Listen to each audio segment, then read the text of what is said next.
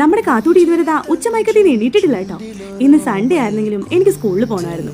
ഞാൻ പോയാൽ അറിയാലോ നമ്മുടെ കാത്തൂട്ടിയും പോകും. പിന്നെ ഞാൻ എണീറ്റപ്പോ ഒരു 7 മണിയായി.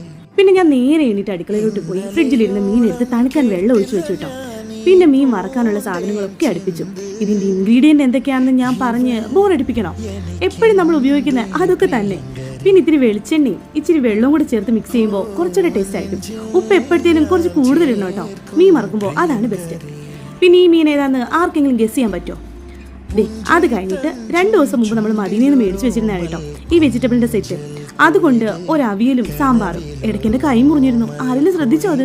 കാത്തൂട്ടി ഓടി വന്നു പറഞ്ഞ് ഞാൻ കരഞ്ഞു. എന്നിട്ടും കാത്തൂട്ടി വന്നില്ല. നല്ല ഉറക്കം. അങ്ങനെ അവിയലും സാമ്പാറും ചോറും മീൻ വറുത്തും ഒക്കെ റെഡിയായപ്പോൾ ഓടിപ്പോയി കാത്തൂട്ടിയെ വിളിച്ച് ഫ്രഷ് ആക്കി കൊണ്ടുവന്ന് ഇരുത്തിയിരുന്നു ഓരോ ഉരുളകളായിട്ട് വാരി കൊടുക്കാൻ പോവാണ്. കാത്തൂട്ടിയുടെ ഫേവറേറ്റ് മീനും കൂടിയാണ് കേട്ടോ ഇത്. ആളിനെ നോക്കി ആ ഉറക്കച്ചട വീട് വരെ മാറിയിട്ടില്ല. അപ്പൊ നാളെ